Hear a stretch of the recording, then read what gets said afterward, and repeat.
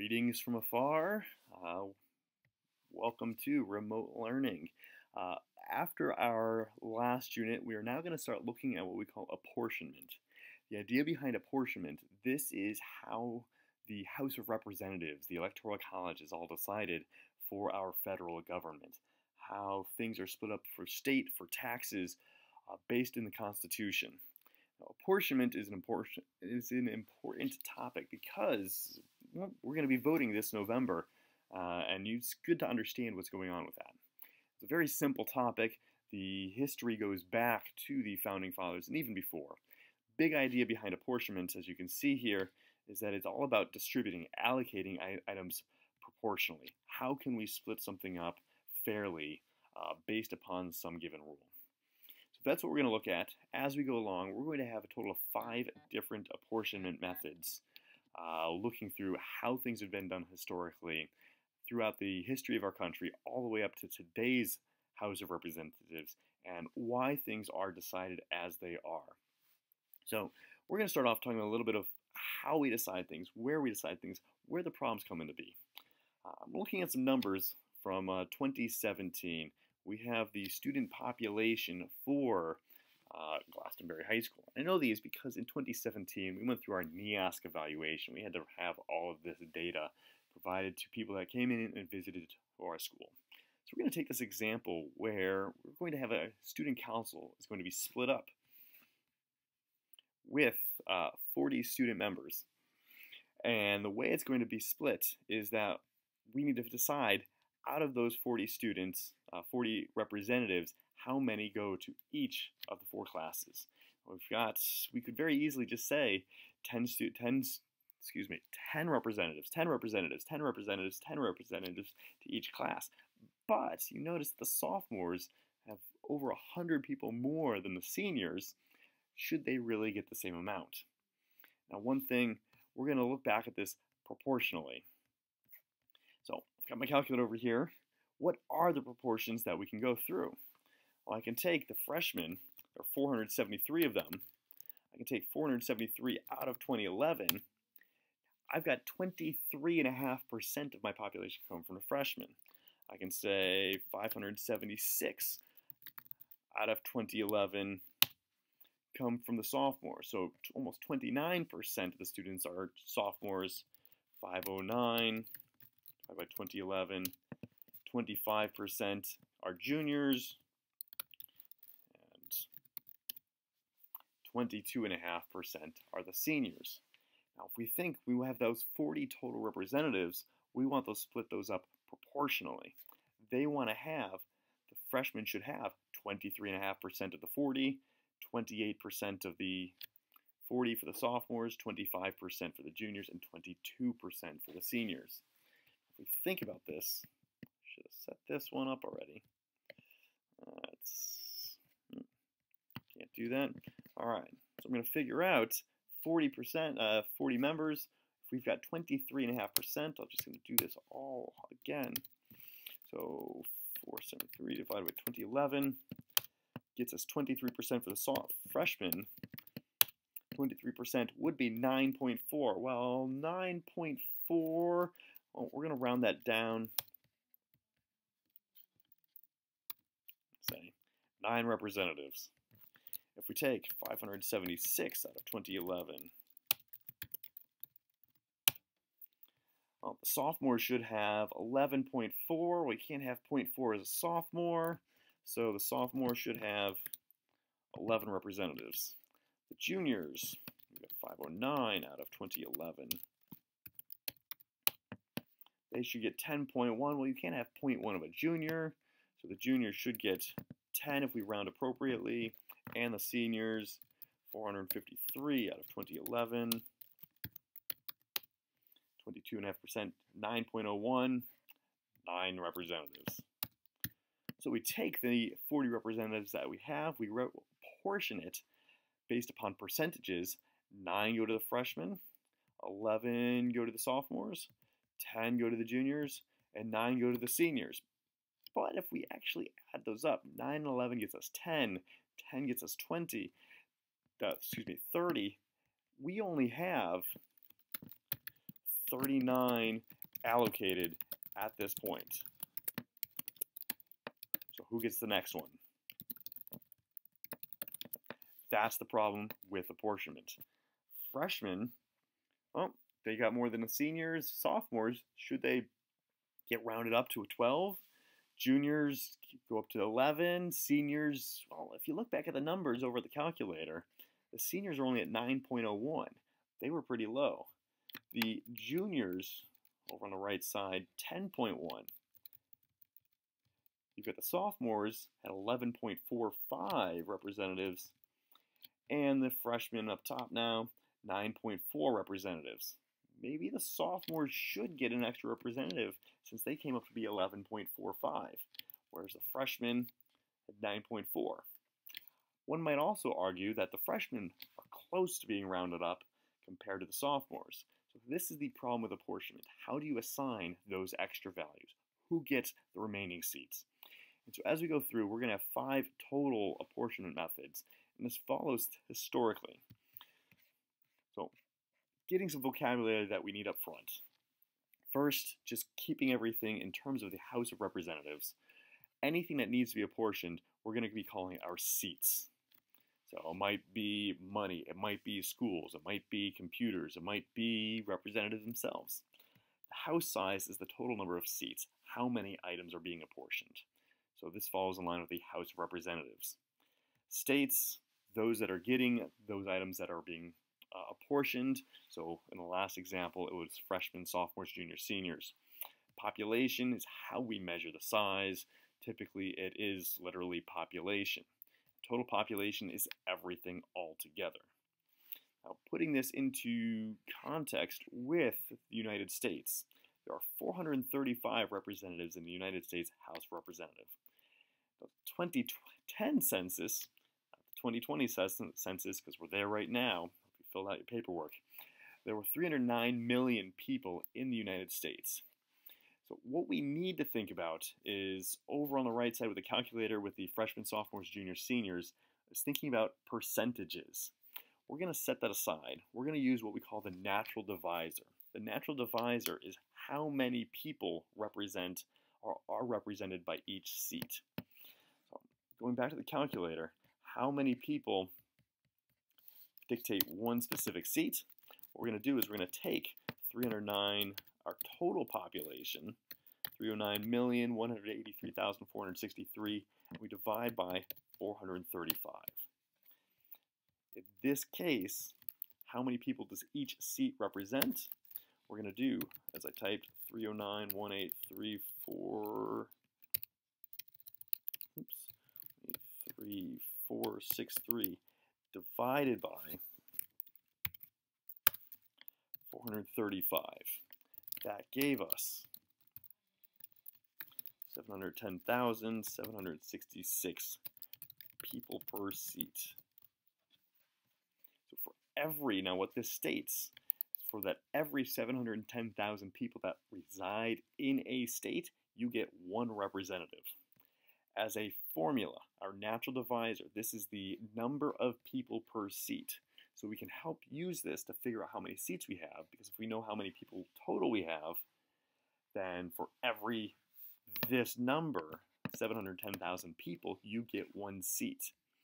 The natural divisor is the the total population divided by the house size. What that tells us, that's the, got my text things popping up there. It's the number of people per representative.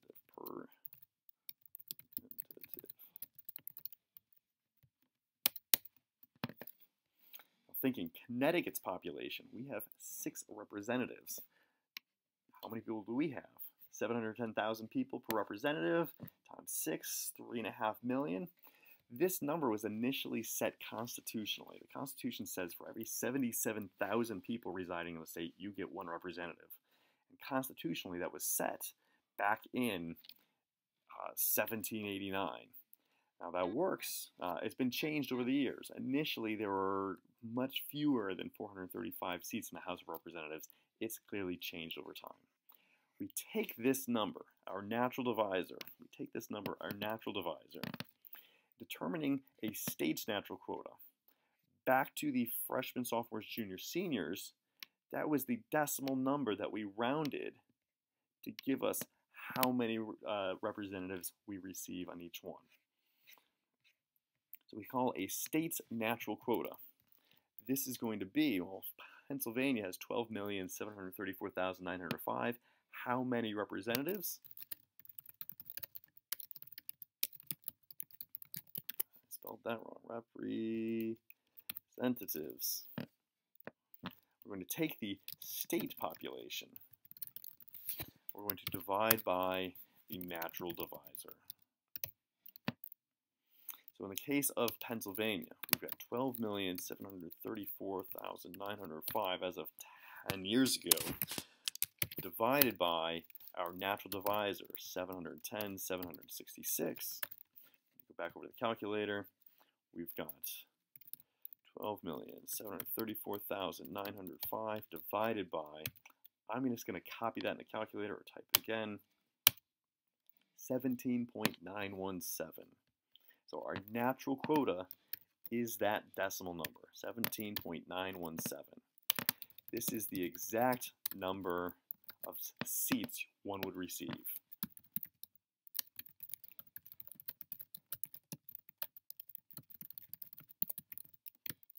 The problem, do we round that up? Do we round that down? Do you get 17 representatives? Do you get 18 representatives?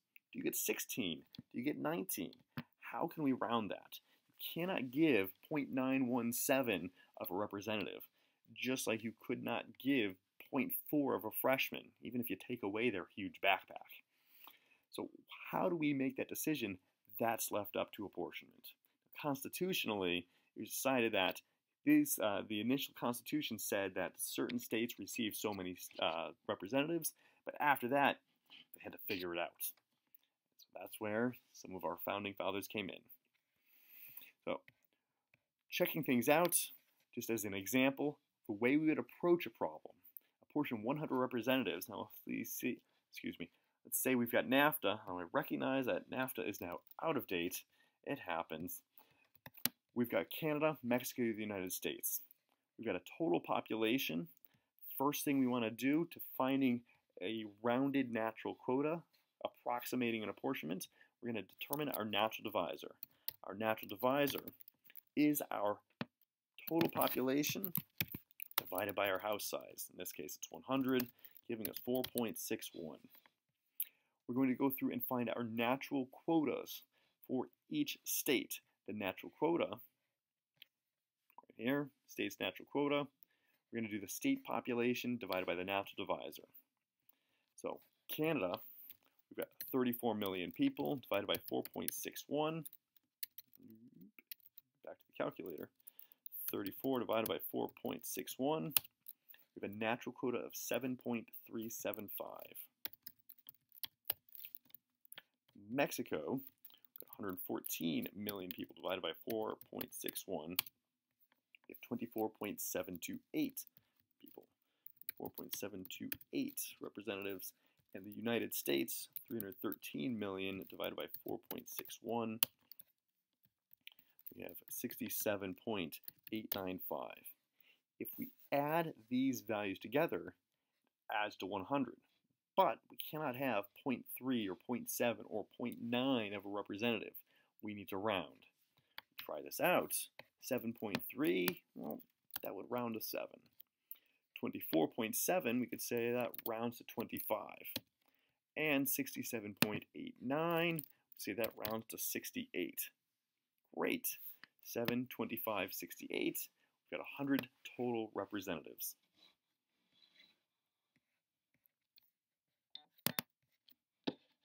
Silence that.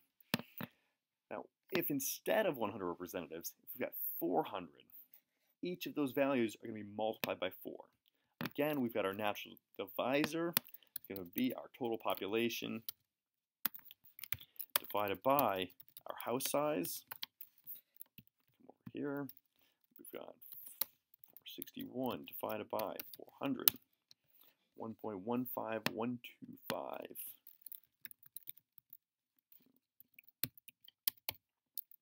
We're going to take each of our populations divided by that value. Back to the calculator, 34 divided by 1.1525.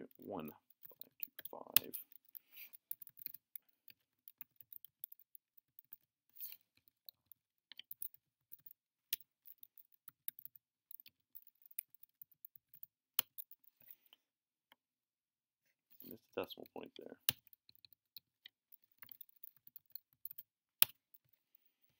Canada, you see over on the right, and 29.501.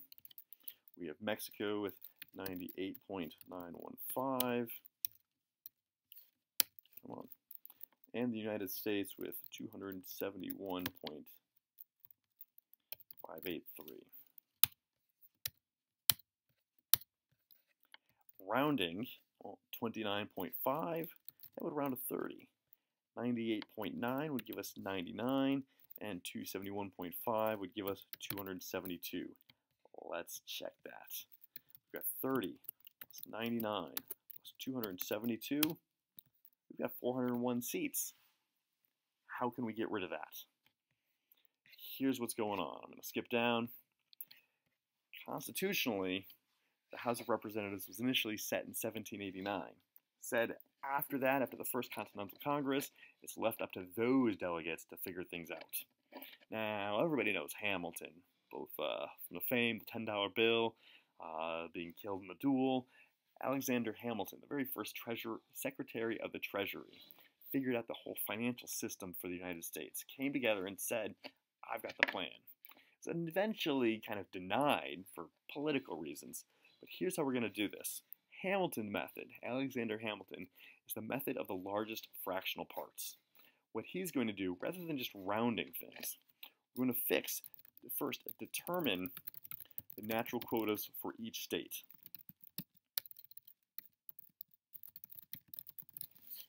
We're going to take those values, round everything down.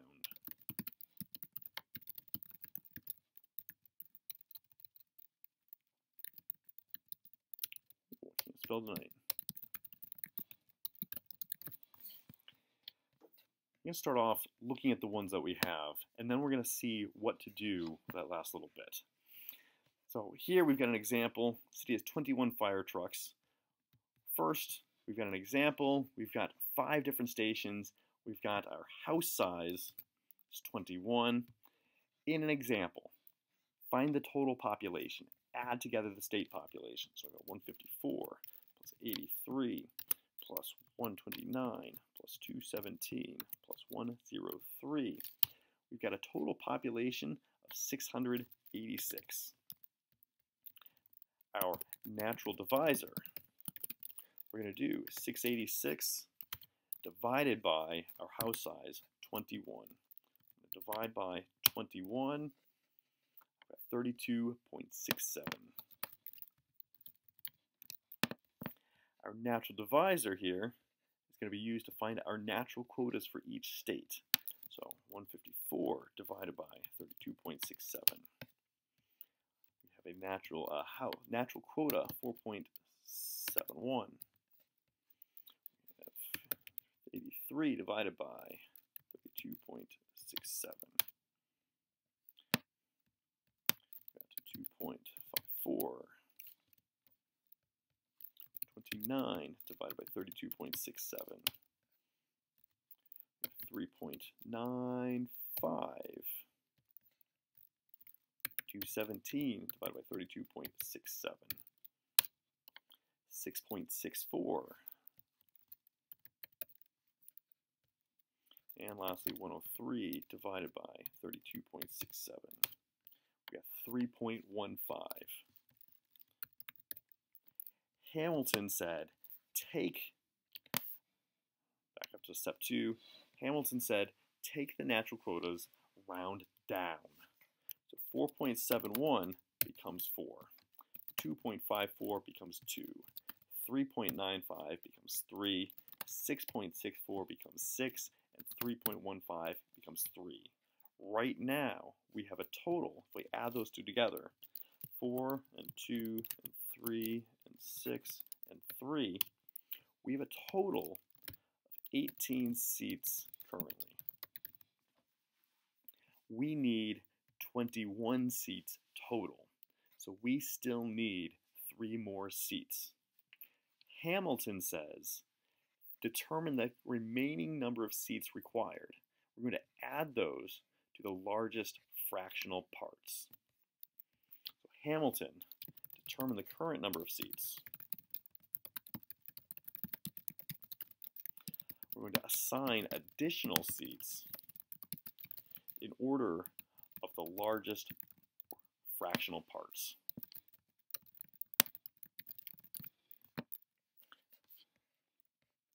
We look at the decimals here. We have 4, 2, 3, 6, 3. We ignore how many seats we currently have. Out of these, our decimals are 0.71, 0.54, 0.95, 0.64, and 0.15. The largest decimal is 0.95. That gets the first extra seat. After 0.95, the next highest decimal is 0.71. 0.71 gets rounded up to 5. After 0.71, the next highest decimal is 0.64. The 6.64 gets rounded up to 7. So we had 18 seats currently. We needed 3 more. We look for the 3 highest decimal values, 0.95, 0.71, 0.64. After that, every other state stays as it was. So 2.54 gives us 2. I don't care about the 0.54. It was not one of the highest decimals. 3.15 stays 3. Now if we add that, 5 and 2 is 7, 7 and 4 is 11, 11 and 7 is 18, 18 and 3, 21 seats. So in order, we went by the highest decimal values. 3.95 was the highest, 4.71 was the next highest, and then 6.64 was the third highest. Those 3 rounded up from the natural quotas, which were the values rounded down. Going backwards, Hamilton, natural quota for all the states. Take those natural quotas, round down. And lastly, how many seats do we currently have? We had 18. Those values rounded down. We needed 3 more. We assign additional seats to those states that have the highest of the largest fractional parts. The number of largest fractional parts determined based on the number of seats we still need. Try it out. We'll pick some more up tomorrow. See you later.